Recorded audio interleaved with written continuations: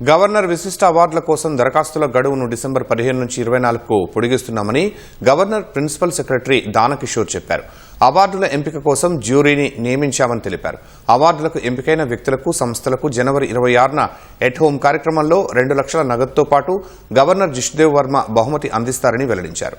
సమాజంలో సేవ చేసిన వ్యక్తులు, సంస్థలు అవార్డుల కోసం దరఖాస్తు చేసుకోవచ్చన్నారు. వాటిలో మహిళా సాధికారత, గిరిజన అభివృద్ధి, గ్రామీణ వైద్యారోగ్య సేవ, కార్పొరేట్ సంస్థలు, నైపుణ్యంలో ఉచిత శిక్షణ ఇచ్చే విభాగాలకు అవార్డులు ఇవ్వనున్నట్లు తెలిపారు. 16 అప్లికేషన్స్ వచ్చున్నాయి. ఇటీవల 2 days బ్యాక్ మేము రివ్యూ చేసుకున్నప్పుడు ఇంకా కొంత టైం ఇస్తే బాగుంటుంది, కొంత రిక్వెస్ట్ ఆర్గనైజేషన్స్ నుంచి, ప్రజా సంస్థల నుంచి వచ్చాయి కాబట్టి మేము రివ్యూ తీసుకొని ఇంకొక 10 రోజులు పెంచుతున్నాము. ఈ 24 డిసెంబర్ లోపల అందరూ అప్లై చేసుకోవాలి.